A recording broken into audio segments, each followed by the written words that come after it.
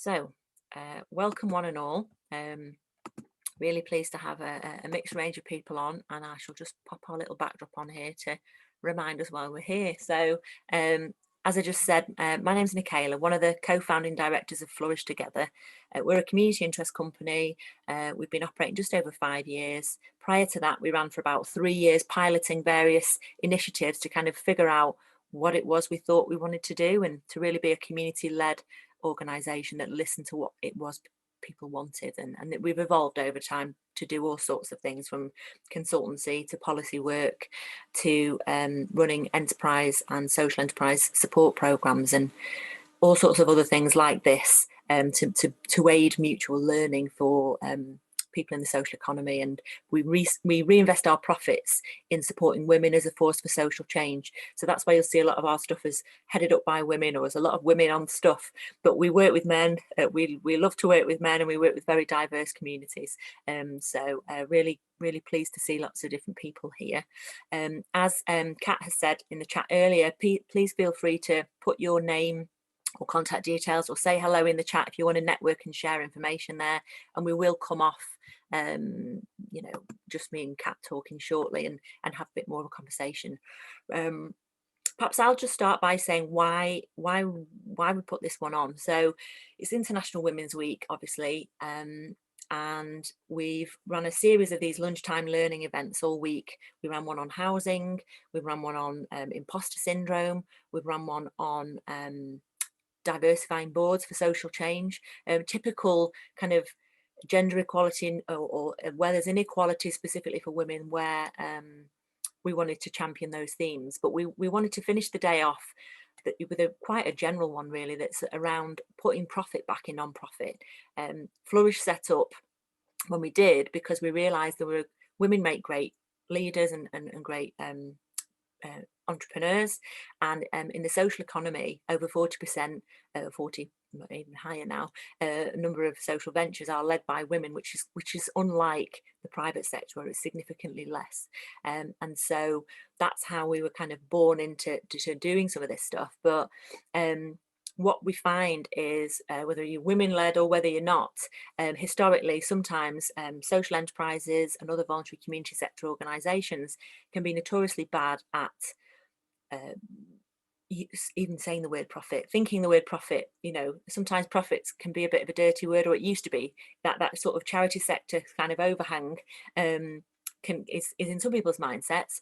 But also, even when social entrepreneurs are out there, all guns blazing, they might not be aiming high, they might not be charging their worth. And certainly through the pandemic, the reason I wanted to put this on in particular, kind of choosing to challenge as the theme for International Women's Day or Women's Week, is the fact that through the pandemic, we've noticed that all the social entrepreneurs that we work with have been on the back foot a little bit in terms of charging for what they're doing. There's some interesting stats I'll share in a second, where there's some real interesting developments in the social economy of resilience and organisations doing well, and Flourish is certainly in that camp, I've got to say. But I think people have, when they've gone digital, for example, or if they've had to take time to adapt and they've incurred costs to do that, or in having to totally rethink, especially a lot of startup social enterprises in the last year or two that have still early stage businesses now,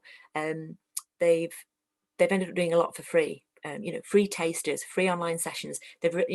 And we're here to say, how are we going to go about making sure that our social ventures, put the profit back in the non-profit if they've been forced to do that, or mentally they felt that they've had to kind of give things away to get people in, or to give back, or to support people.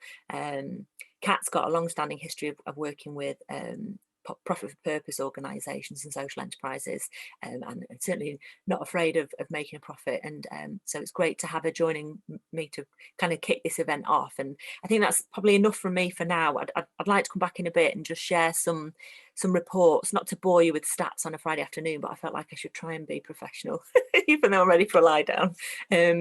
Just to share some links with you really on where you can find out more about what's going on in the social economy right now, and what some of the powers that be, like Power to Change and Social Enterprise UK and a couple of others, are finding is happening as a result of the pandemic, or in spite of.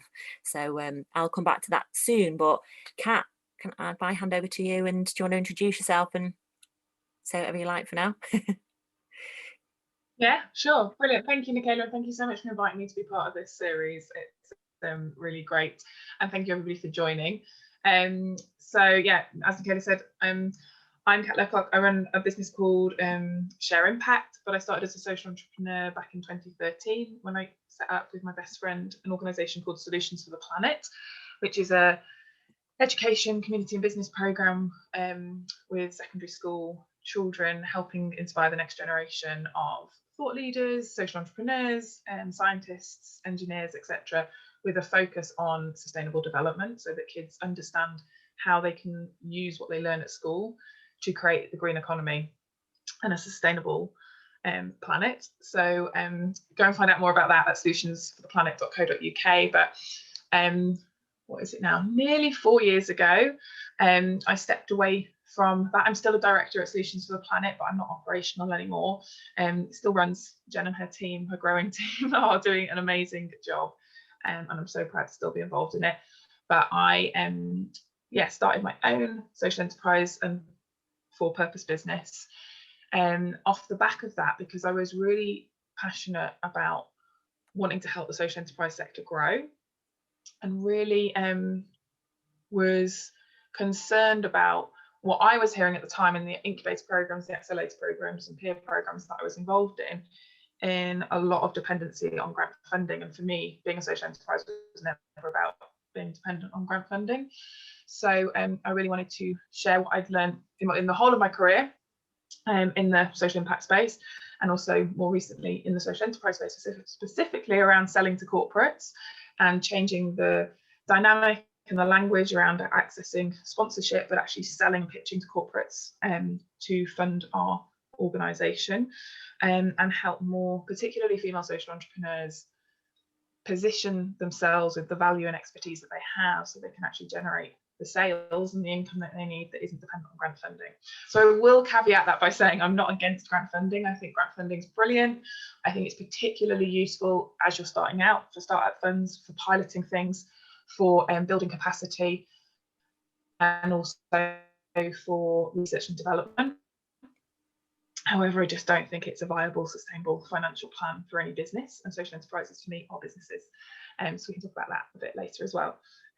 So yeah, as like Nickala, I would much rather prefer this to be an interactive session. So if you've got questions or things you want to ask, then please do put those in the chat box and we'll keep an eye on that.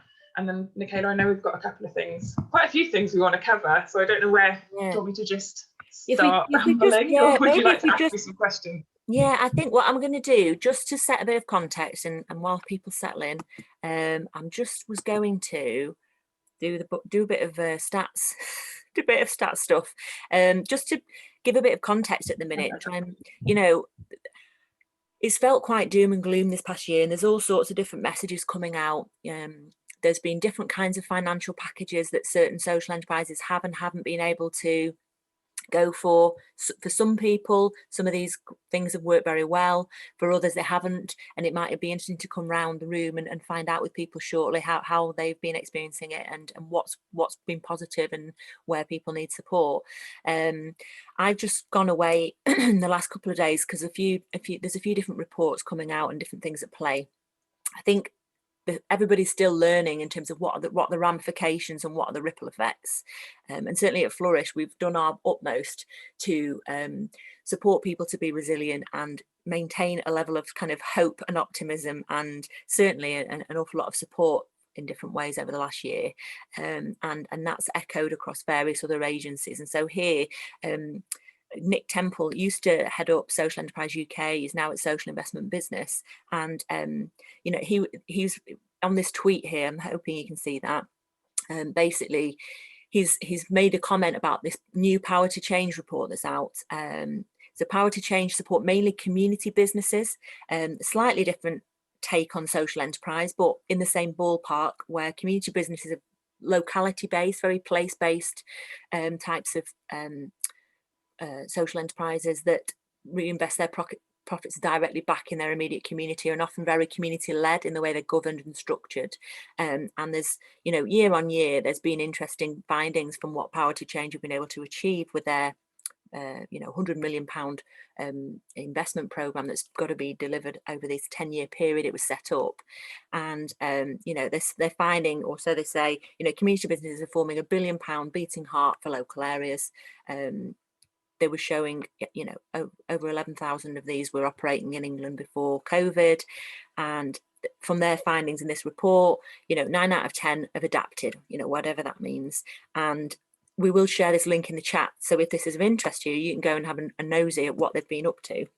But Nick is just putting a caveat in there. There's clearly other things at play. And he's saying, let's not forget about those, you know, must pay attention to the 73% with a less financial outlook. So, you know, there's this mixed picture of what's going on out there. The other report I was just quickly going to draw your attention to, before I put links and whatnot in the chat, is so Social Enterprise UK, some of you will have come across, some of you might even be members. They don't provide investment and support as such, but they do a lot of promotional work, a lot of research and policy work, and they've tried to fly the flag for the social economy in the UK and present us in the UK and overseas, and they have this thing called Social Enterprise Places. Anyway, they've got this report that I've just spotted that's actually quite a useful one when you're trying to get your head around what's the lay of the land here and what's really going on. And I was just gonna, I'm not going to go through all of it, don't panic, but I was just going to quickly show you this report, which I'll give you a link to peruse at your leisure if this is of interest. But, you know, it's good to know how the other, how everyone's doing, and, you know, it can either give you hope or it can give you a sense of reality, or it can, you know, something to keep an eye on, you know, because this is what policy is being formed off, and this is what support is being formed off the back of. So it was just giving you a feel that, you know, they've been having this advisory group that's been giving feedback in different ways, and, you know, it's interesting to see how, you know, the growth expectations of social enterprises and how they feel and what's going on. You know, the number that expect to close is very low, and the number that expect to, you know, lose or reduce staff is very low. A lot of them haven't been accessing the furlough schemes that are out there, and they've been finding ways to kind of soldier on, struggle on, or cut back, or whatever it might be. But I'll just draw your attention to that. Again, you know, this is just talking about, you know, what I was just saying there around, you know, 44% don't expect to make redundancies. And, you know, it's just showing you the sort of level of job, you know, commitment to trying to keep people in work. How sustainable these organisations are, we'll see.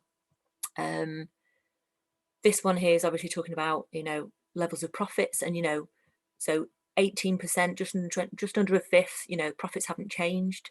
You know, and you know, but again, less so, you know, profits aren't increasing either. So there's a bit of, you know, stagnance happening there. And, you know, I won't rattle through all of these, but it just struck me that there's, you know, there's things to look into, and there's things to delve into if you wish to. And I'll just perhaps leave on this one that, you know, even in spite of the pandemic, and even in spite of challenges that people are having, you know, there's still a level of optimism around, you know, there's 60, you know, what, you know, nearly 70-80% there, just under 80%, and some have scaled successfully, but only 20% have no plans to scale, you know, so that give or take 80% are either want to, are trying to, or are managing it. So I just throw that in as a bit of a backdrop in the back of our minds when we, you know, we're talking about, you know, putting the profit back in non-profit. You know, there's an optimism there in spite of some of the, you know, real difficulties that people are finding. And I think we can talk around, you know, what kinds of businesses are finding a way to manage this, and what kinds of businesses are set because of their sector or because of their mindset or other things, you know, are really struggling. So I shall stop sharing that. I'll bring us back to there, and I think that's it for stats and whatnot. And it's good to see all these friendly faces. Kat, we'll start off with a couple of questions that we were kind of posing to each other, and then we'll come to you guys and see what you're making of what we're saying, and see if you've got any alternative perspectives, or see if you want to have a heated debate. You know, we're happy either way. Wake us up on a Friday. So I think the first question that we were starting off with, Kat, was you know, where are the opportunities right now, do you think? And you know, we've just seen there's a mixed picture, but there is some optimism, I suppose, in terms of putting profit back in non-profit, or in terms of retaining and scaling that. I wonder if you've got anything to sort of kick off with there from your perspective. Yeah, sure. I think one thing is to say that, because I think it's really helpful, Nickala, you sort of said there in terms of, you know, community or locally based businesses and social enterprises, community businesses. For me, and I know everybody knows this, but the social enterprise sector is so vast and diverse. Often it's really difficult to kind of create comparisons, I think, because we operate in every single industry. We operate in every single sector. We're doing all sorts of hugely diverse things. So, yes, I think it's amazing. And I think some of the most powerful social enterprises are those that are very locally based, doing incredible work locally. But we've also then got, you know, tech companies, transport companies, utility companies, you know, everything from, you know, all sorts of different businesses and different business models as well. So I think it's very challenging in one sense to kind of have a broad brush and say social enterprises can, should, and are doing this, because we're also very different. And actually, I think for me, what's exciting is that we're actually, the common stuff, which I just wanted to sort of start with, is what really brings us together and kind of unites us. So if I don't know if I can share a screen, I just wanted to share. Yeah, I'll let you do. I think I can. 1 second.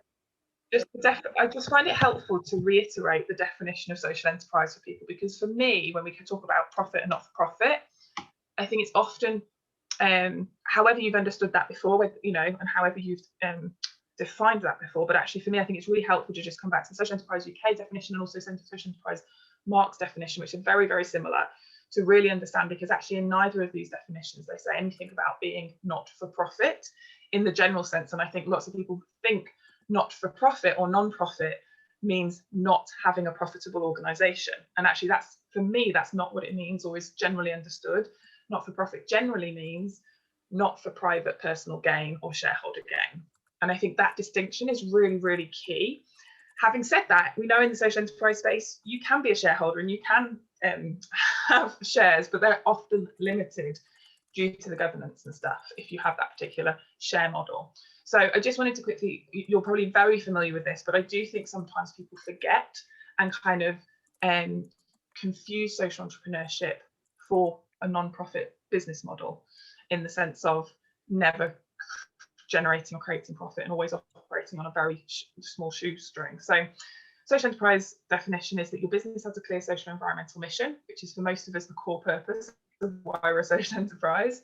You're an independent business and earn more than half of your income through trading, that you're controlled or owned in the interest of the social mission, that you reinvest or give away at least half of your profits or surpluses towards your social purpose. So actually it's built in there that you should be making profit, and that with that profit you're actually reinvesting that back into either your, you know, your core social and environmental purpose, or giving it away to your core social and environmental purpose. And also that you're transparent about how you operate and the impact that you have. So it's very, very similar for the social enterprise mark. I'm just quickly scanning. I don't think there's any. Oh, the only other thing as well, and sometimes I think the social enterprise UK does include this, is around having how you distribute residual assets. And that's particularly, so if you have an asset lock, and obviously CICs have an asset lock, and that's to do with if you are accessing public funding, grant funding, that any of that funding and the assets created from that funding is actually always given back to the social purposes and has that long-term impact and effect. So hopefully that's helpful. I think it's just a good place to start. It doesn't answer your question at all, okay, so I'll come back to that, but I just think it's a really important place to start. So in terms of, and I've completely forgotten the question now, but I think you were saying in terms of what are the opportunities. Yeah, you know, where have the opportunities been? and there might be people on the call here who want to come in and share, you know, where things have actually, I just wonder whether, you know, is there a middle ground? I'll hear lots of growth stories. Flourish has nearly trebled in growth in terms of its turnover, in terms of what it's delivering in the last year. Some of that's down to need, and some of that's down to, you know, the growth in terms of work that's coming through. But there are also, I'm working with, you know, lots and lots of people for whom that isn't the case. And there's, you know, and I'm just curious to think, you know, where is it that social enterprises and people are being able to flourish in effect, it'd be good to hear from some of that. Yeah, no, definitely. And I think that comes back to what I was saying before. I think it really, in many respects, depends in which sector you've been and how hard hit you've been, in terms of whether you've had to completely stop operations as you were, whether you've been able to pivot, or whether, like myself, who was already operating online, and even with my other social enterprise solutions for the planet, we've, well, not me, but the team have done an incredible job. And it's a schools program. Despite schools closing twice for quite significant times, we've sustained the program with schools, with young people, with teachers throughout the last 12 months, and we've seen a growth in our profits. And so that's down to the fact that we probably weren't at the very early stages of setting up. That's down to the fact that our team are incredible, and our organisation is based on relationships and building relationships with all our key stakeholders and maintaining that throughout really challenging times. So talking to our corporate partners when they were facing really challenging times, put all their staff on furlough, which had an impact on how many people could actually mentor and volunteer on our programme, which is a core part of why they get involved. Through to obviously then the challenges of completely pivoting a programme that we deliver in schools to up to 250 kids at a time in a day online, and changing the whole of our programme, which is in the simplest sense like a Dragon's Den programme throughout the academic year, pivoting and creating an online platform within 2 months to deliver that. And basically as a board deciding that we had to just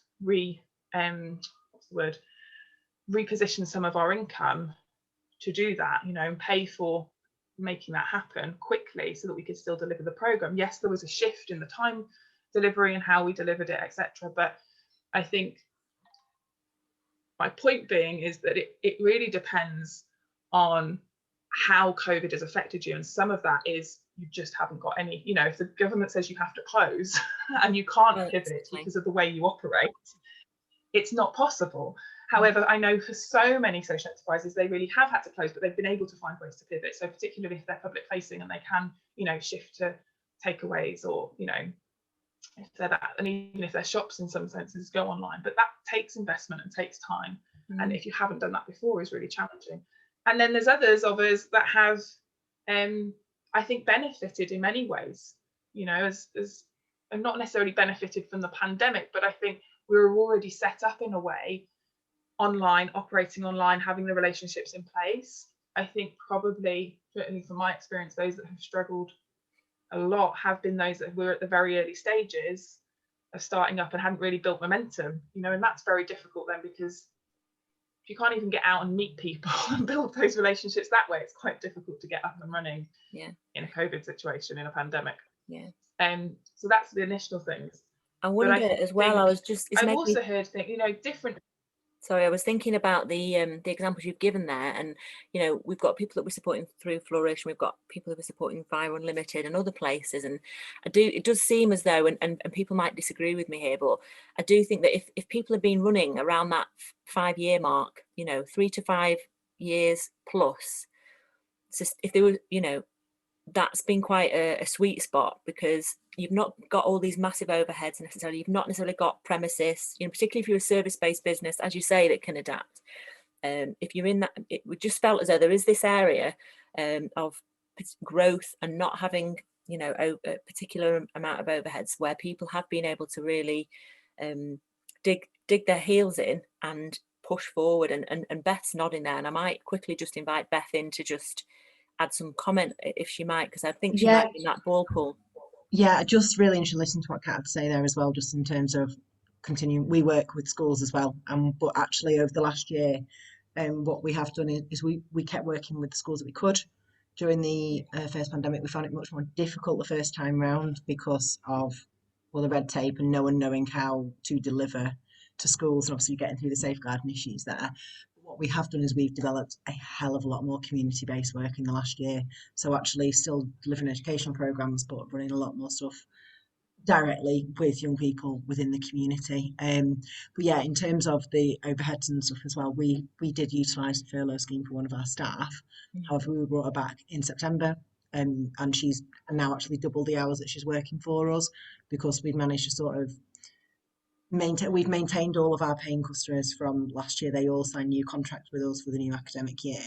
We also obviously have utilised not only for the emergency funding, we actually didn't qualify for any of that. I think because we managed to stay sustainable and we actually continue to make money, and we had sort of the emergency funding in terms of running and delivering projects and things like that during the initial lockdown. But we have tapped into funding from the Nickala Foundation and the Youth Endowment Fund.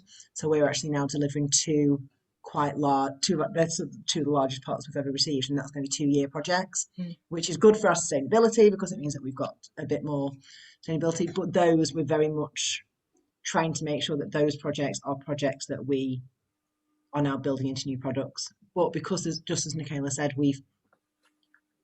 that's allowed us to ensure that we can continue paying our staff and actually double up some of the staff's delivery. We've actually got more staff working for us now as well.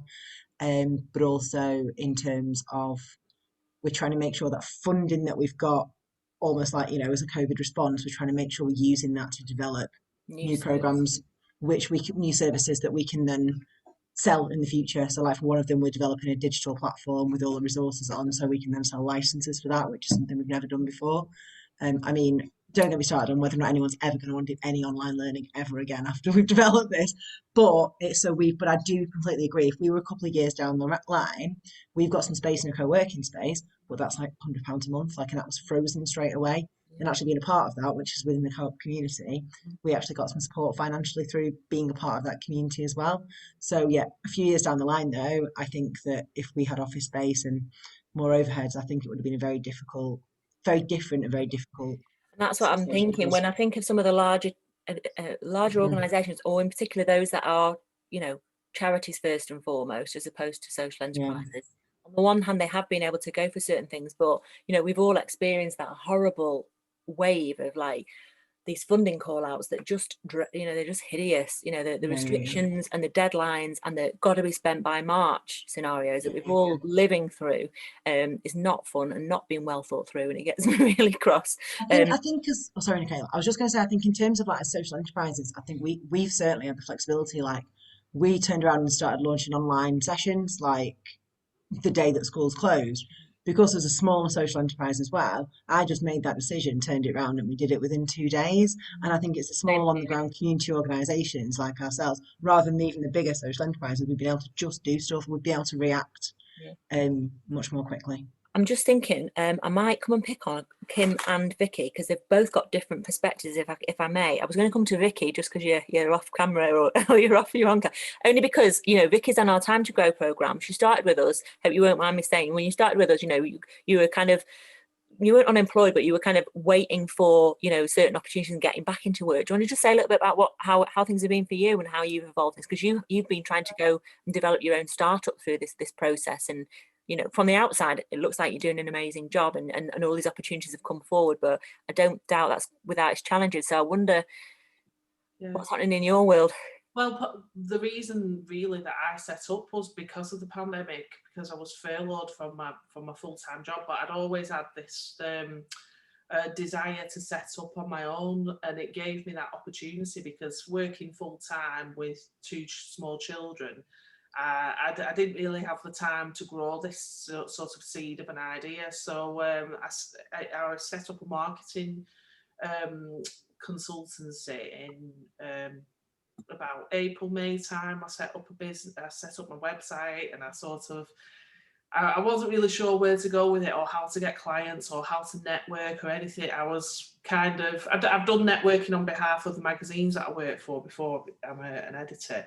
But it was a really scary time to start a business because I had this constant fear of spending a lot of time and money investing in my website and getting going and putting myself out there, and then not getting any clients. So I was really quite worried about it. But as it happened, as Beth was saying before, people needed to get online quickly. They needed to put the resources online. They needed to start interacting with people online and pivoting in different ways that they haven't done before and getting their message out there. So I've become kind of part of helping businesses to get the message out there through the marketing. So yeah, it's been a double-edged sword really. But for me, it's helped me grow, and I've worked with lots of community interest companies, and that's what I want to become myself. I want to turn my business into a community interest company in the future, reinvest profits into giving free training, giving marketing services at a discounted rate or for free. So yeah, that's where I am at the moment. I'm enjoying it, and hopefully having I don't know, it was us plugging for compliments here, but certainly in terms of looking at, support you've had through us and no doubt others, having a network to wrap around you and think, right, how do we find Vicky, work and opportunities and access to stuff, and I hope you're one of our sort of poster girls really in terms of how that's managed to stick. We can try our hardest to make those connections, and sometimes they work and sometimes they don't, but hopefully in your case with the likes of organisations like Yellow Jigsaw who are thriving through the pandemic, and also Merrick Street and the work with Claire Hales over there, who you will already have known, is really hopefully giving you a kind of some commitment and some support. Definitely, it was definitely the first big step up for me. Really, was getting involved with the Flourish Together program, because I just instantly, like you say, I felt like I was with like-minded people going through the same journey. You've offered all your expertise and experience for free, so it's been funded, which has been brilliant because it wasn't another cost to me personally. And then meeting the gang at Merrick Street and Developing Matters, I've worked with them on their contacts as well on lots of different projects, and it's still going on today. I'm working on a website now for Merrick Street, so yeah, it's grown from there really. I think that's the other bit in the cocktail of this. It's the size and age of the organisation that you're at, the level of risk or fearlessness that people might have, the way you can pivot or adapt or be agile and quick overnight, but also the quality of what you do. You can't argue with that. Do you know what I mean? Vicky's stuff's great, so we're like, oh, thank you. But if it's good, people aren't afraid to keep promoting and keep supporting what you're doing. Before we come back to get on track with some of our questions, Kat, I was just I don't know if Kim's still there, but Kim's a different kettle of fish again, because she's had this kind of feast or famine kind of. Well, you explain your own experiences through lockdown, but you've had a lot going on, a lot of growth, and then you're hitting this kind of like, it's great to grow, but then there's like how to sustain it all kind of beyond the initial boost. Yeah, we've taken 4 times as much income as in 2019-20, so we've hit £100,000 turnover. I am going to clap because that is a massive achievement. Yeah, it was my goal as well. What's it in Spider-Man? With great something comes great responsibility, or whatever the phrase is. It's like, yeah, but that £100,000 is from like however many different pots of funding. Yeah, so I agree with what Beth said. As a small organisation, on the 30th of March last year, I had a conversation with my business partner and said, there's mums all over Greater Manchester asking for nappies, wipes, toiletries, saying that they can't go shopping and that they need help. And I feel like we need to do something. What can we do? And my business partner said, let's deliver them to their doors. Let's deliver baby essentials to their doors. And an hour later, after speaking to Salford CVS, I'd filled in an application form for £500 and had it in the bank the next day.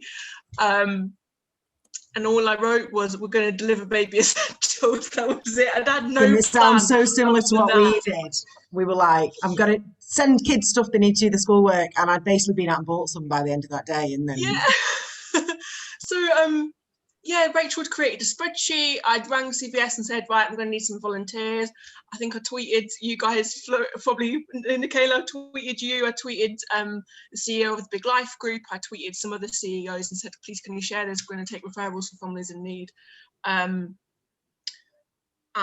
by the end of April, we'd delivered like 300 something parcels.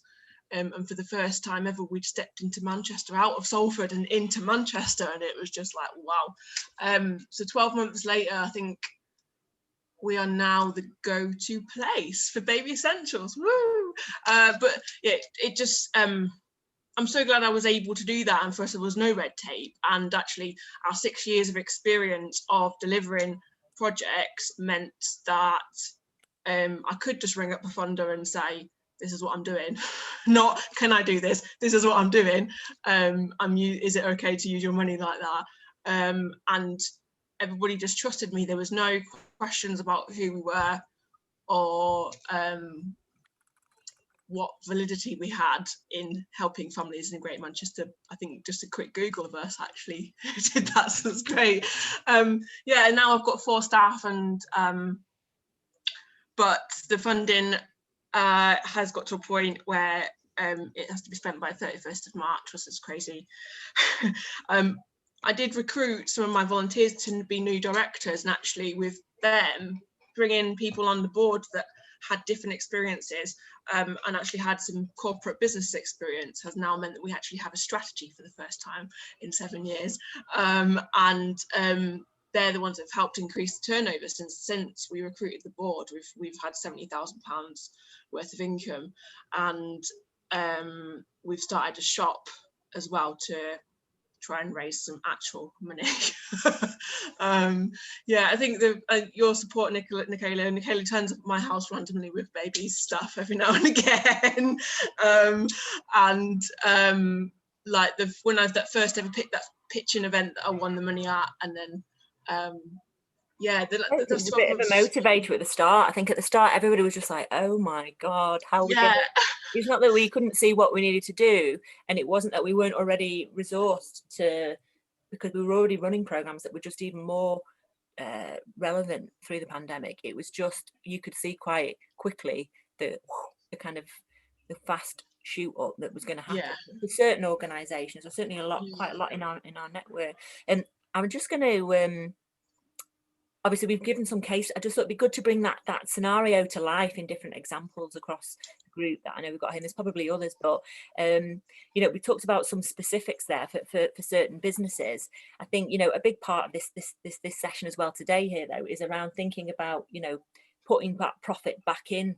And we've all got, you know, we've talked about examples where money's there, some of it's grants, some of it's trading, some of it's contracts and commissions, and a cocktail of all sorts of things. But, you know, one of those things that we talked about at the start was, you know, people can be notoriously bad for charging what they're worth. And I just wonder, I was going to come back to Kat, she's probably got some thoughts on this, about, you know, what stops people you know, charging what they're worth. I know you run all sorts of group sessions and conversations around this. I have a great online network, the Impact Club, I want to call it. What's it called, your Facebook group? The Impact Entrepreneurs Club. There you go. And so the Impact Entrepreneurs Club. Impact Entrepreneurs Club. And I think, you know, if you've not, we'll put it in the chat because it's well worth looking up and being part of that. But what stops people charging what they're worth, do you think? Whether it's charging what they're worth in funding bids, or whether that's charging what they're worth in contracts, whether that's charging what they're worth to the general public, or B2B or whatever else. Yeah. Anything you can share I think that's really how we break that cycle? Yeah.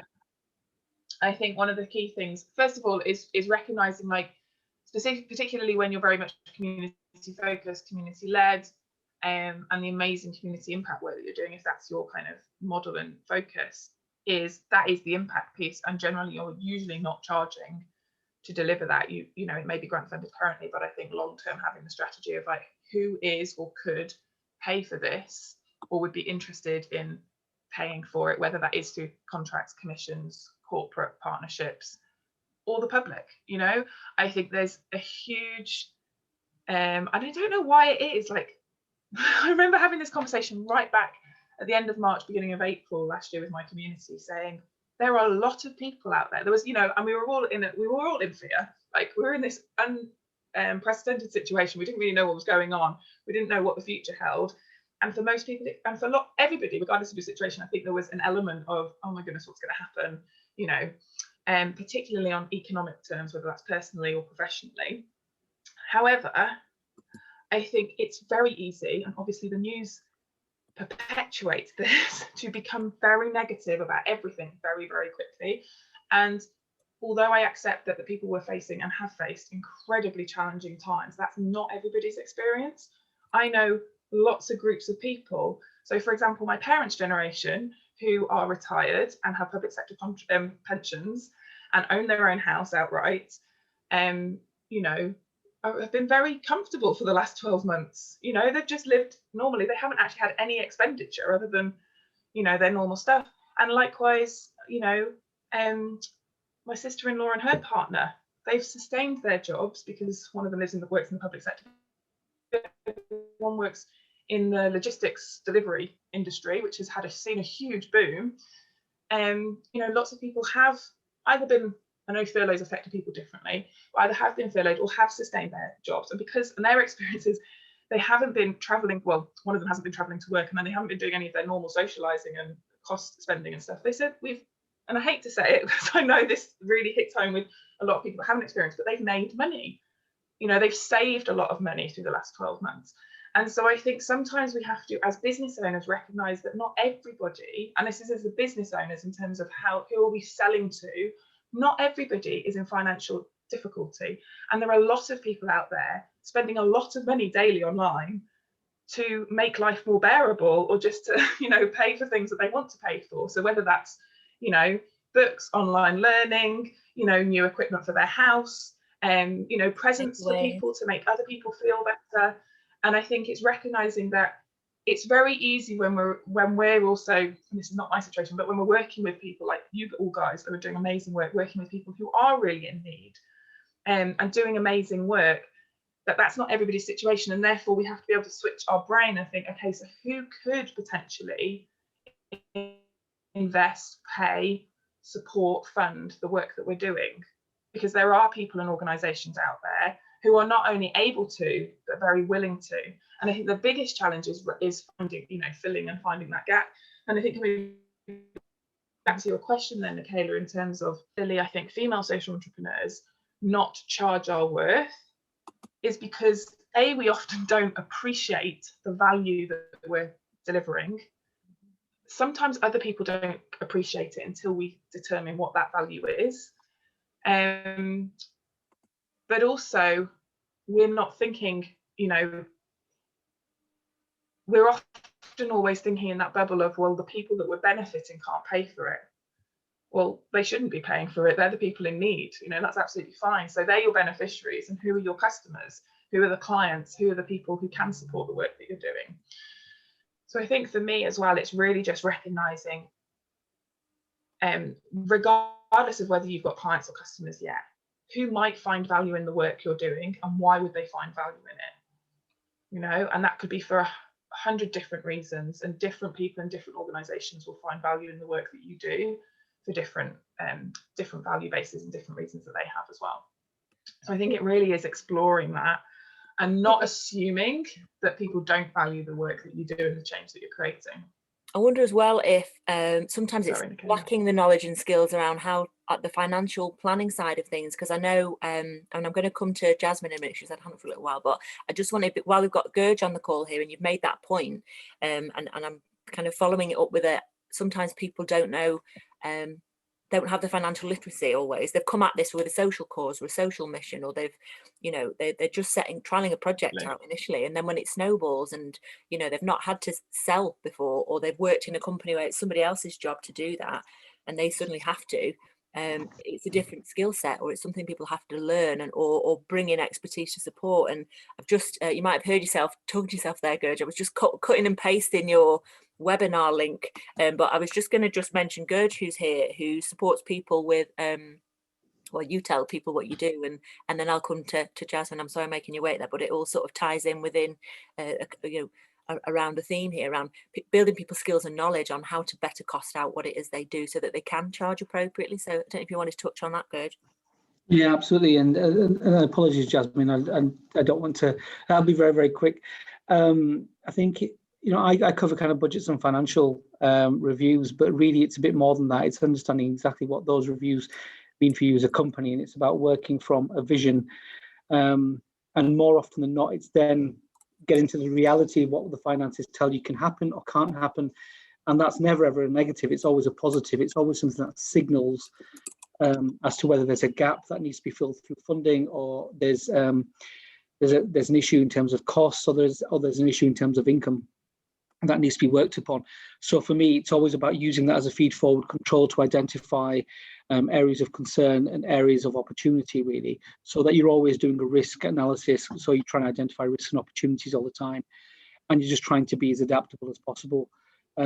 I did a lot of work with the UnLtd fund, recipients of the fund, and that was brilliant. I mean, it was quite frustrating as well, because a lot of you will obviously be in that category talking about the 31st of March, and I had to speak to a lot of people, and I jokingly referred to it as Brewster's Millions, really. If you've ever seen the film, there's a couple of different versions, and the one with Richard Pryor where he has to spend 30 million and like 300 million in 30 days, and if he does that, he actually gets the prize. And it was like, that's what you have to do. But a large portion of that as well is then saying, well, you have to look at what your budget's kind of indicating.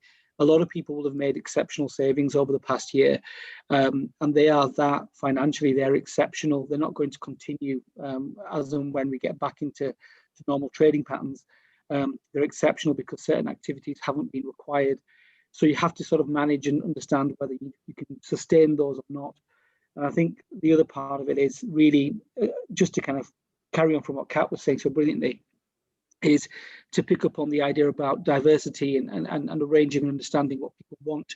As much as the media has talked about a lot of the downturn, depending upon what media read as well, during coronavirus, there's always an active market, out there for a particular service or a good, and there's always a consumer market out there for it. And sometimes the way they consume and the patterns through which they do that alter, but they just change. And I've worked with huge corporates, and you'll be amazed at how you're able to shift one type of product to another area, and then realize if that product life cycle is ending, exactly how you need to sort of like keep and sustain that consumer group with something similar. So we are consumers ourselves, and I often say to people, if you're using social media, if you're online, look at the things that speak out to you, look at the things that make you clickbait, the clickbait that you'll tie into, some of the retail messages, some of the images, some of the things you think, oh, that looks really professional, that looks really nice, because that can very much decide and confirm what your marketing view is going to be and how you want to present yourself, because you want to, it starts to give you ideas of not just aspiration, but things you want to model yourselves on. Yeah. And we are consumers, so we know exactly what we want to buy. And there's high profile examples of the high-end industry, and the car industry moving from Europe all the way to China, to emerging markets to continue maintaining sales. Controversially, like tobacco companies did the same. They went to China and found 17 to 20 million more smokers. Not perfect, but from a business point of view, probably not quite the value in place of some of our network, but the point's the same, in that repurposing what you're doing or looking at different markets. Yeah. And also a lot of people, crucially, as you mentioned, a lot of people that I've been working with might have had a greater outreach, whether it was regional or national, and probably what they've found is they've actually started not diluting that, but they've actually started to find really solid relationships within the local community. So I know, like from the bar and hospitality industry, that we're able to turn into takeaways, able to work into coffee houses, and not just be the bar and the nightclub at night, but just be the kind of cafe and restaurant during the day for takeaways, for example. They started to work far more with the local audience than perhaps people that were coming out from further afield. And the national scene isn't there anymore. So when you're going out into your big sort of town centres, or even smaller town centres, all the big chain shops, if they're not open, they're not really performing or providing you with as much service as the local boutique and independent places are. So there's been a massive rise in not just the dependence on them, but the fact that these people are providing those goods and always have done, they've probably just been overshadowed. And I think it's given a real sense of community feel. So a lot of people have also benefited from it, but it's also about realizing that what you have, I think like Kat was saying, somebody else will always want, there'll always be an active market for it. And certainly with all the digital developments that have been going on, it like Beth was describing, I know from our point of view, and Kat's been doing this for years anyway, boxing up what you've got digitally to then be able to offer it to different audiences is a new route for social enterprises they may or may not have had before, now that they've got all these resources. I'm going to come to Jasmine. And I think as well, oh, sorry.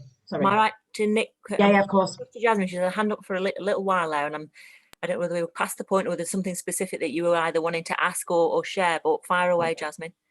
So I'm a new community interest company, and I'm like looking for directors for the, like, to be part of the board. But how do you decide who you should get on board? What I'll do, Jasmine, is I will send you the Listen Again link for our. We've got 2 sessions that we've done. One is, you know, just answering that question completely, and the other is about the importance of taking on a diverse board. I guess with the topic today being around profit and not profit, people might want to, I don't know whether anyone wants to respond to that, but it's a big question, and it's slightly off topic. So what we're probably best to do is I can have a one-to-one with you after today, and we've got 2 webinars that are really good at answering that question.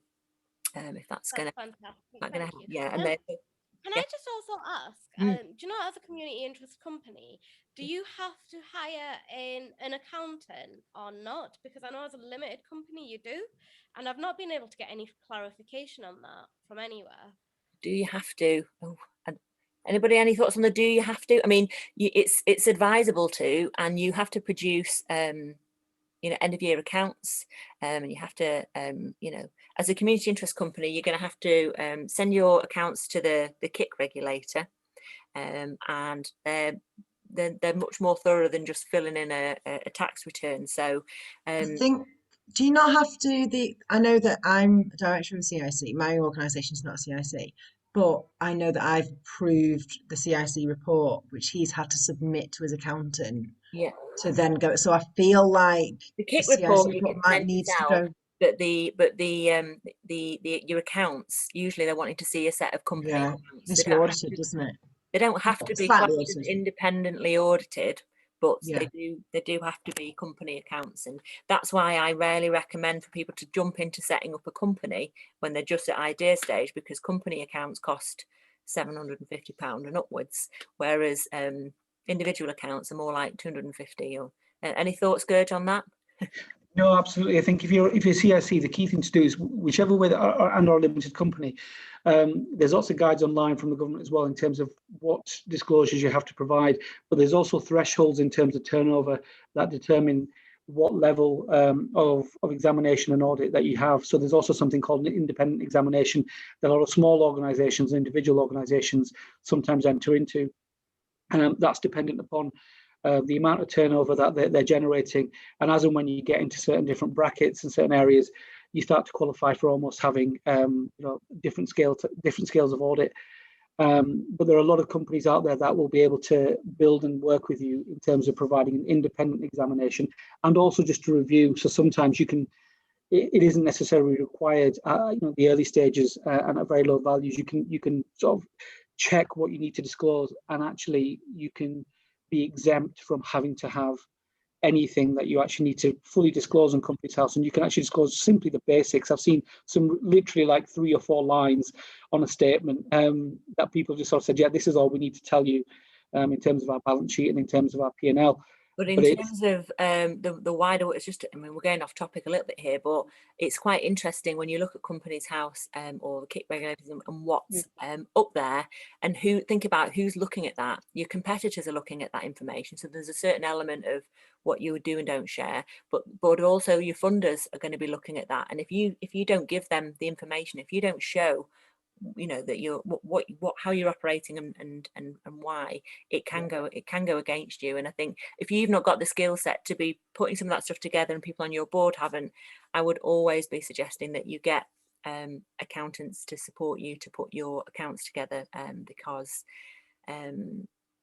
it's a job, you've got enough to do without having to do a lot of that, and B, they stop you from coming a cropper, basically. Sorry, sorry guys, just a quick one, Jasmine. When I opened my agency 3 years ago, I give everything on accountant, and he put me in trouble the last 2 years with fine and everything because it was not a real accountant. So be careful as well. We've got a great database of good accountants. Yeah, because you know, some people, they say that they are accountant, but they are brokers. So it's a little bit different. So be very, very careful and trust in the people where you that have to follow you. Absolutely. Because if not, you will find a lot. I had the £2,000 of fine from the HR, you know, because of that, because he didn't do the self-employment, self-assessment. Absolutely, I think as sorry. One Beth. I was just going to say, I think as well, it's really important to make exactly what you've just said. It's important to have an accountant who understands social enterprises or KICs as well. That's what I was about to say. So my accountant is one that was recommended through Nickala and Flourish. And Steph's great, like in terms of as well, like as a not-for-profit, it's a very different conversation that you have to have than getting to the end of the year and suddenly having £10,000 worth of profit. That's not what we're in the game of. So it's a case of let's try and reduce that. So she's great at doing interim accounts for me, and then we look at how we can reinvest that profit and things. So just that kind of thing is really, so don't just go to an accountant. You need an accountant with, and they're not straightforward to find, and you're in the northeast, Jasmine, and we've got connections up there, so we'll be able to help with that. But yeah, certainly Hobday Stevens or third sector accountants are two in and around Greater Manchester that we recommend. There's CAS as well that have a bit more of a charity focus and work with some of the larger organisations. But we're covering a fair bit. We're getting off piste here. Anyway, I'm going to roll it back. So we've talked a bit about what stops people.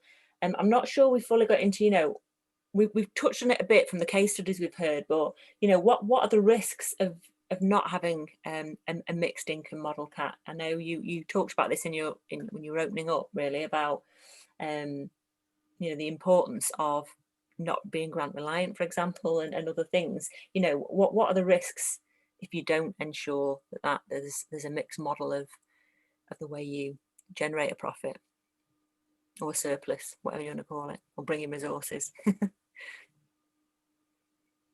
Yeah, sorry, there's a bit of a delay there, so I was just waiting for you to finish. Yeah, no, definitely. I think it's really important to have like a diverse income streams, because I think, you know, what COVID's demonstrated, and this is only me observing because I'm not involved in the funding space really at all, but what I have observed is that, you know, if you were dependent on grant funding, and I think this goes for the future anyway, you are dependent on what funders are deciding is important to fund at any one time. So obviously a lot of funding, rightly, over the last 12 months has shifted to COVID and a COVID response. Now that's helped a lot of organisations, but I imagine it's also caused a lot of issues for a lot of organisations who haven't been able to, who aren't and haven't been able to support. And their role, and as an organisation, isn't to support communities or people affected by COVID. So I think you're always dependent, and I think there's always a risk of perpetually being on this, you know, project-based, time-bound funding, and no real long-term strategic sustainability for your organisation. And organisations, even if funding, you've got funding for up to 5 years if you're innovative. Sorry, I realise we've got a bit of a delay, but I was saying, and I was talking. No, go on, Nickala. I was just saying, it was just that point that you made. It's worth hearing it if people don't know this, or they're in this camp and they've not realised it, or anyone watching this on catch up. We often will work with people, and they can be big organisations, or they can be very influential people who are running programs or big academic research programs and all sorts, and they've spent a decade or a long time just jumping on one project to the next project to the next project, and there's no core at the center of what it is they do, and there's nothing that's really going to make them sustainable. But because they've got so big and so influential and so much kudos because of how they've been resourced, it comes as a shock to them. And also it's a real loss, because they've developed these amazing things, but they're trapped or they're tied into how they've been funded through these project funds, and you know, sometimes, and they've never developed the true business acumen that you need in the middle of all of that to tie up the ship, if that makes sense. So I'm not suggesting people on this call are necessarily in that ball pool, but we come across it, and you know, what you described there, Kat, just made me think of 2 or 3 organisations, brilliant organisations, that where they were never really sustainable until they found their heart and their centre and their, you know, bit in the middle that you know, sustained what they do. And I think the other thing, I was talking to a client this week about this exact thing, and you know, one of the things she was saying was she was frustrated because she said, well, people just don't see us who we are and the expertise that we have, and they see some of our competitors. She said, you know, we're friendly with our competitors, but they're often the people that are invited in to speak about things, or you know, they're seen as the experts in this field, but we do exactly the same work as them in a different area. And she says, I don't understand. And as we explored, it was because she said to me on the call, she said that you know, she has this shiny object syndrome. She sees some funding and she creates a project, and she's got a great ability to do that, and she gets the funding and they go and deliver it. And so they're jumping from one thing to the next, but they're not scaling and they're not growing through that funding, because it's actually just, yes, it's covering the costs of the project, but it's also just actually sustaining them and their core costs. And coming back to, I can't remember who it was before, maybe Kim on Good said something about strategy and stuff. I think Kim said that she hadn't, you know, she'd only just started 7 years in with a strategy with her new board of directors. This was the same for this client, you know. If you don't have a strategy of who you are, why you do what you do, and where you're heading over the next 3 to 5 years, and I say probably short term 3 years, how, you know, you haven't, I think Gershon said this, you haven't costed out how much it's going to cost to deliver that. And so then you haven't got a strategic financial plan about how you're going to generate that funding, even if it is through grant funding. And that's why I think then people get stuck in this kind of cycle of, oh, well, there's some funding over there, maybe we can do something to fill that box, or there's some funding over there, we'll go and fill that box. That's not, in any sense, whether you're a charity, a social enterprise, or a business, not good practice as an organisation, because actually, I think particularly for social enterprises, most of us should have a very clear social environmental purpose. We exist for a particular reason, even if that's a huge vision that we're trying to create, and we've got a clear mission. And if you're always just going where other people say there's money available, you're not actually pursuing your purpose and actually getting, in the case of my client, you know, she said, well, we're not getting anywhere. It's like, if you don't have a strategy, you know where you want to get to, but you're not actually focused on getting there, because you're just looking for the next pot of funding rather than strategically exploring, well, how could we generate the income? Yes, some of it might be grant funding, but what are the other ways we can generate income for the knowledge and expertise that we've got and the services that we deliver, which is predominantly to the public sector? And we will, you know, so I do think there's all sorts of different ways you can generate income, whether you're, you know, particularly if you're service-based. I think obviously if you're product-based, you're selling your products. But if you're service-based, you know, whether it's selling to corporates, whether it's selling or securing contracts with the public sector, whether it's selling to the public, or whether it's actually looking at, you know, other hybrid models and things as well. And I think also looking at investment, you know, there's this huge area of money out there, which is, I think, bigger and beyond the grant funding pots that exist, which is actually about angel funders, philanthropists wanting to invest in social impact work. And I think we need to be better in the sector at tying up those dots, you know, and finding out those people who would be interested in funding the work that we do. And coming back to the question, Nickala, I think when we've got more diverse income streams, when things like, and I know the pandemic is completely unprecedented, but other things happen in markets where there's unexpected events and unexpected things happen to our organisations or industries, etc. Changes happen all the time. If we're in a stronger financial situation, and if we've got reserves or a bit of, you know, we know we can be generating some profit, we've got more resilience and ability to be flexible as business owners to respond to changing situations.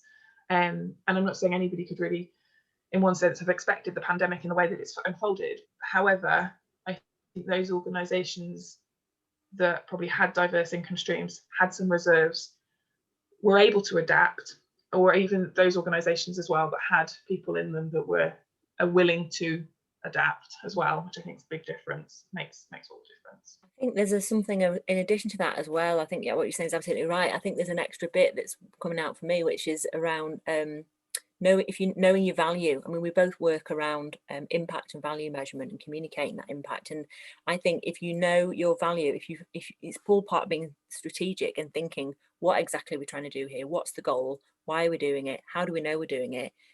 Who says we're doing it, and who values what we're doing, and who will pay for that value?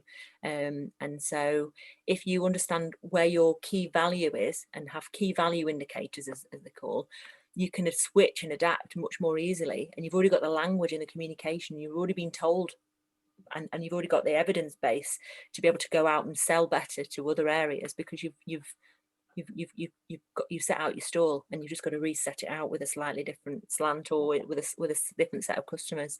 There was a question in the chat there, and Vicky's having a go at responding to it there, but I was just going to come to that before I come back to you started talking, Kat, about corporates and whatnot, and that's probably going to be our last sort of 10-minute conversation is around working with corporates and power struggles or opportunities, and we'll come to that in a second. But let's have a look at this question. So it was a really good, and don't worry, Emma, that's fine, people need to do what they need to do. Good question there. So often social enterprises work on a kind of Robin Hood effect model, don't they, where, or the sliding scale, or you know, subsidized models where you have different types of customers, and some are paying, you know, maybe double what the others are paying, or you know, however it may be. And the question is, you know, if you're charging one price to one audience and you're not charging to others, that how you avoid backlash, that can cause tension. And I think just a quick example from me here, how that can happen. I used to run a health spa and wellbeing centre. In fact, it's how I met my business partner, Joe McGrath, when I was running the health place at Blackburn House. And we had all sorts of spa treatments and holistic therapies, and you know, some of the stuff was free, some of it was, and even on the price list there were 2 price lists, and my mum used to go crazy, and she still would, you know, that, why is it, you know, I've worked all my life and I'm, you know, I have to pay for this, and you know, and she's right to some degree, but I think, you know, we were definitely making sure that we were working with the most vulnerable groups. So for me, in my head at that time, we had 3 price points, if you will. There was, you know, women, whoever it was, people in work paying, you know, £50 for a massage treatment, you know, or £60 for a massage treatment at the top end of the scale. Then we had a kind of, I don't know whether it was 20% off or 50% off for people who were unemployed or low waged, you know, and that's how we set it out.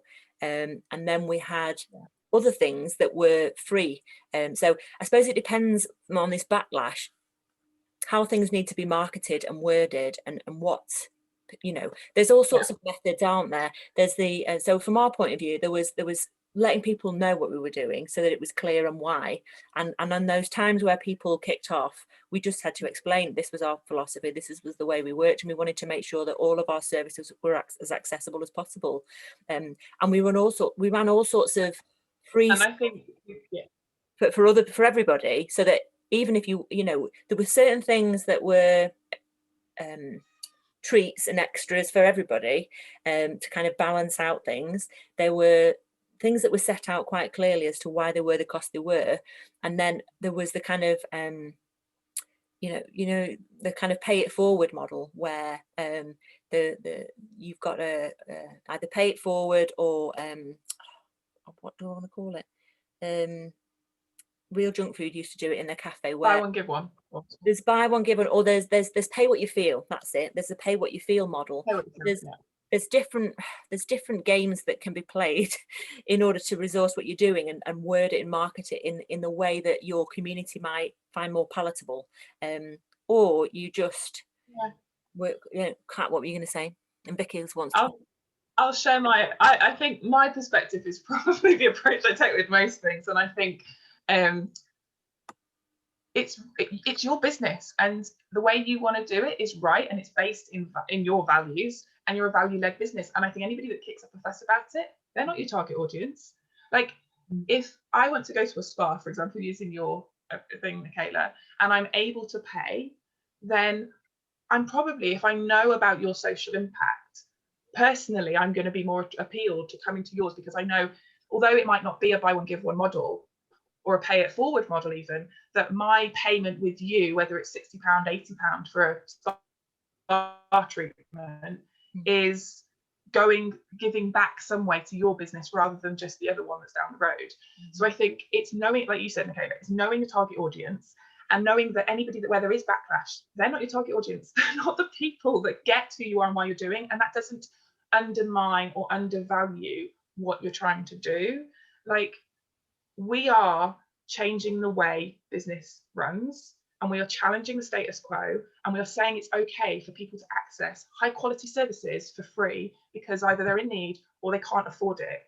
That's okay. I'm okay with that, and you should be okay with that as social enterprises. It's really important that you recognise the values that you're leading your organisation with matter, and it's okay that people disagree with it. It's okay that some people don't believe that's right, even if it's your mum. You know, like, it's okay that some people will get angry about that because they feel like, well, why should people get things for free? Well, you have the answer to that. You know why people should get things for free, because and you'll have all sorts of different answers, and every organisation will have different answers. But it's okay. And I think the more we as businesses have that conversation, not only with our own customers and beneficiaries, but also the wider public, the wider ripple effects of how and why we're doing the work we're doing and the change we want to create in society happens quicker. You know, if people don't understand the poverty level in the UK, they don't understand that kids go without a meal, you know, for a day if they're not in school. That is demonstrated by the decisions policymakers, government make. Like, that's just fact. And even when they do know the stats, they don't do anything about it. That's because they have different values. It's okay that we challenge that. Okay? So I think there will be a backlash, and that's okay, and that's normal. It's because we're doing work that matters, and we're challenging the status quo, and we're challenging people's beliefs. But that's necessary because we need change, and that's why we exist, and that's why we're doing social entrepreneurship work. So I think it's not probably the answer that's very helpful, but I think it's really important that people recognise. Quite a lot there. Go on, Jasmine. Did you want to just? It was really helpful. I think that's what I've kind of needed to hear, because I've been worried about marketing. I've been worried about what people are going to say and the backlash of it all, because I'm so aware of the mentality. A good catch-all is just that it's subsidised. You know, it's not free; it's subsidised. You know, so they don't need to know necessarily how it's being paid for or what the juggling act is to make that to happen. In some cases, you need to be explicit, but in some cases you don't. It's funded, it's subsidised, it's cross-subsidised, or whatever you want to call it. Go on, Beth. I've just put in the chat as well about the fact that we do work outside of schools too, but if I'm doing work in a school, which is a funded project, I still make them sign a service level agreement, and I make damn sure that they know how much the funding is that we've got for that. So I'm like, you are not getting this because this has been funded by this person, and this is the amount of, so this project is worth this amount of money. So I think that word free is really, really dangerous, because also it makes them not value the work you're doing. So I also put in mind that actually this is what you're getting from us, but also this is what we expect from you. And because we've got a funder to report to, if you don't allow us to complete this work in this way, then I actually write into it, which schools are always happy to sign. If you don't allow us to complete this project in the way we do, then there will be an expense to you. If you allow us to complete the project, then like that. So, and I'm happy to share that as well if you want it. Sorry, Vicky, to jump in. There's some good stuff in the chat there. Do have a look.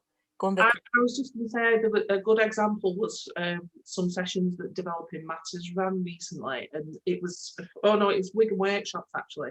So they'd offered some crafting sessions which were funded, but people started commenting underneath saying, "Can I join in? I'm willing to pay." So it was a bit like a reverse psychology thing. They didn't advertise the fact that you could pay, but people started commenting saying, "I'd like to join in. Can I pay?" And then they said, yeah, if you make a £3 contribution or whatever, then welcome to come and join in. So I thought that was really interesting, because sometimes it's difficult to find people who will take up the funded places, but then other people from the wider audience still want to partake. So and then also they included, I think, the logo of the funder on all the materials, so that people know who's funding that place, because funders need to get their money's worth as well, don't they? You know, they want to get their publicity and their sort of moment in the spotlight. So if people know that you've not funded it, it's come from somebody else, then I think that makes it seem more fair in a way. Yeah, most funders expect you to, don't they? Have the logo whacked all over it. I'll take a quick point from Gurge, and then we're almost at time, so I'm going to have we'll have a 2-minute think about this particular bit that we've not had time to talk about. Gurge, go for it. Yeah, no, so really quickly. So to Jasmine, just on that point, I think just to wrap up on what everybody's been saying in the chat and otherwise, it's really important to understand the value that you have. So if you're offering work to other people for a reduced fee, or even what you would see as free, it's a psychological way that you're approaching it. But from a business point of view and an organizational point of view and a budget point of view, what you perhaps want to do is say, these are the people that I take a fee for, and you build a fee, and then from an element of that fee you take a small part or a small percentage, and you keep putting that into another pot, and that becomes a restricted pot of money that you have, within your own budget, not anything that you have to share with anybody else. And you use that. So when you approach the people that you're working for free with, you say that they are being subsidized out of this pot. You can give it a name, a title, or whatever, because that way you're not saying to people that you're working for free, you're telling them that they're being subsidized as per the Robin Hood principle from this pot of money that you've taken and put to one side. And you can also then build that when you start doing your pricing and costing, you can build that into your pricing for the other people that you do charge for, so that you can get something out to put into that pot. But it's the psychology of it, because what you're doing when you're giving for free is a humanitarian act, and unfortunately, from a business point of view, it's not a business act. It's not an exchange of services, and it's not an exchange of your time and effort for that money. So it's absolutely fine if you wish to do that, but if you're doing it, you've got to make sure that your time and the resources that you employ for it are covered by the pot that you have to subsidize it, because otherwise, that's the point when it's basically eating out of your bottom line. The bit that we've not talked about here, and I can see, people are like, a heated debate about using the term free and discuss.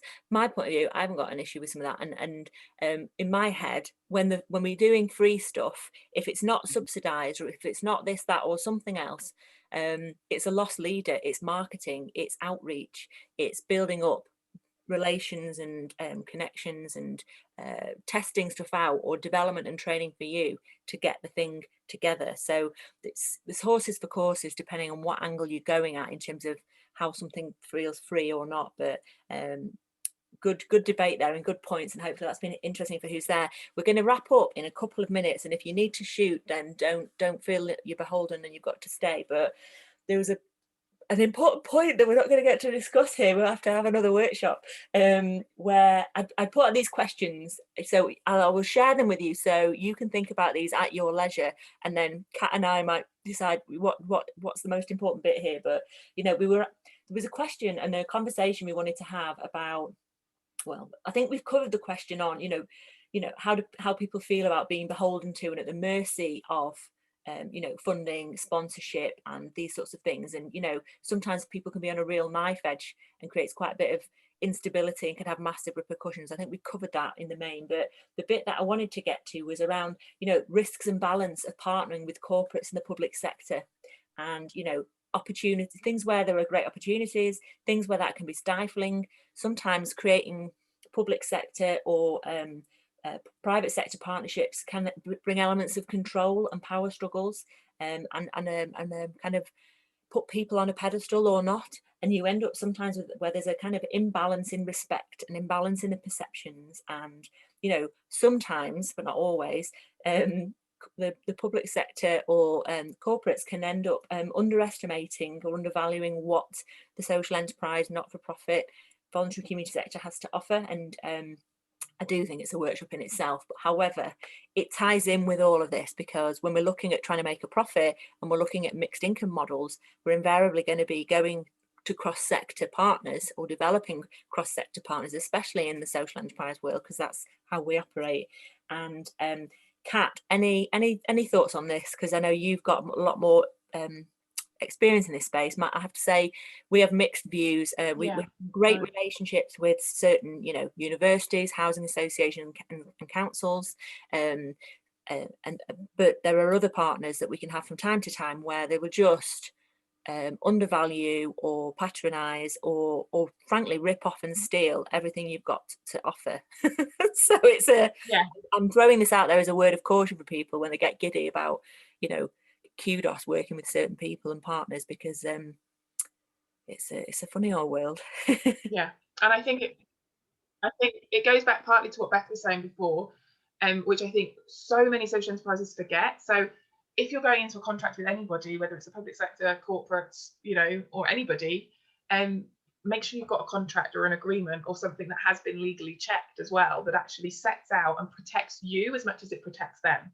So I think, and to be honest, most public sector and certainly big corporates that I've worked with in the past, you know, they've insisted that we have those contracts because that's how they're used to operating anyway. And it doesn't matter how small you are, but it also it covers a lot of those points that you mentioned, Nickala, in terms of your IP and things. And I think most people get ripped off because they often are working with, you know, people they like in the local community, friends, you know, people that they think they've got shared values. And it's not that they're bad people, I think, but information often and our knowledge and expertise is given freely. And a lot of my clients have said this in the past, you know, they've had meetings with people which they think are kind of in their head pitches when actually it's basically been the other organisation. They've said, oh, thank you for sharing that information. They've gone away and then delivered the project themselves. And I think that happens far too often. And it's because and it goes back to the same point, because you're not valuing the knowledge and expertise you have and the unique perspective you bring.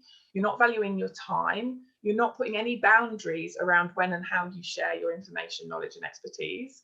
And you're assuming that everybody will operate in the same way that you would operate. And I'm afraid that even when people are really, really good and value driven and are based in charities and other social enterprises, that's just not true. And it's not, and I think particularly, this is probably a little bit biased, but in my perspective, the public sector, for my clients, have been one of the biggest issues in this. So they will consume all your information, knowledge and expertise and then go and deliver them themselves. And that's because those people are in very nice, comfortable jobs with good pensions and long-term career prospects and don't need to worry about where their income's coming from. And so will absorb information from everybody and then go out and deliver the work. You have to protect yourself and your organisation. And so although that might not come naturally to you because you want to be very giving, if you really value the work you do, it's really important you just recognise that it's not about judging other people or saying that those other people are bad. It's just about protecting both sides and knowing that what you deliver matters, and you protect it within your organisation so that you can actually charge for that in the future. So there's loads in there, but I think that's the important thing. You do learn over time. Just a second, Jasmine, if it's all right. I was just going to say, you do learn over time that it's all right to say no. You don't have to take, I mean, it's hard if you're starting up, if you don't know where your next mortgage is getting paid from and all this other stuff that can happen from time to time, if not constantly, then you feel like you have to take this thing. And, you know, when you feel like that and you feel like you're like, oh, there's something not knitting together, or you know that you're putting yourself at a point of risk, you know, come and talk to somebody, whether it's somebody at Flourish, whether it's some trusted contact, somebody who you can have as a sounding board, and just think it through.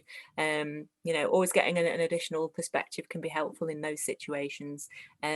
Sorry, Jasmine, you were gonna respond. Jasmine's just asked about how you actually protect it and whether there's a contract template or something, but it really depends, Jasmine, on what you're delivering and your context and who you're actually working with. So I think if you're delivering in schools, one of my key things is don't leave any of your resources lying around. As an ex-teacher, I know how much teachers love to get things and photocopy them and then re-utilise them all the time. So don't leave any resources anywhere. And I don't email PowerPoints to people.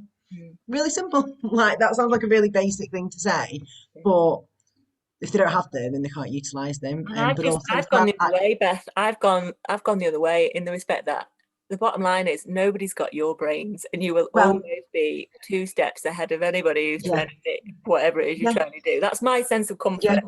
You know? But this is also the thing, like, people pay for me, as I'm sure they do for yourself and everyone else here. People pay for me to deliver the services. So if you want to go and nick the PowerPoint, I don't want to leave it with you because I don't want you to try and do it, but go for it. But you're not going to have the same experience. You're not going to have the whole program. So Some of it, yeah, and I do share some of our work with schools. We've done a lot of that in the last year, and I do think that's gained us quite a lot of favour with schools now. Yeah. They were think, used to. absolutely, and I think Jill's putting a point about copyright, and on the one hand I'd say absolutely put your little C on, do what you like, but unless you've got thousands in the bank to take somebody to court, it's neither here nor there from my point of view. So that's why I don't worry about some of this stuff too much, you know, unless, you know, they're nicking something out of a book, unless they're nicking, you know, there's certain specific things, but why give yourself that stress and that like, oh, they've done this, you know, because it's like, I think, yeah, just don't stress, because actually people are paying for your services, people are paying for those products, but obviously there is stuff around intellectual property and stuff like that, and it's just been like, if you do send something, do it as a PDF so they can't take your logo off it, and you know, all that kind of stuff. So even if it's well, we're at time, I'm afraid. People have got to run off and do stuff, sort kids, various other bits and pieces. So I was just gonna say a big thank you. My final point on something that's just building on what we were just saying about protecting yourself and working with different partners. Is just around, you know, well, we'll come back to it on another session, but, you know, really thinking about your contracting terms and your payment terms. We'll come back to payment terms another time, but certain partners will want 30, 60, 90-day terms, and can you really work with them? Sow that seed for another day. But there are some partners who you know, you've really got to, you know, ensure exactly how, when, and how they're going to pay you, because the bigger the partner, you know, the small fry. So it's just something to think about. Right, on that bombshell,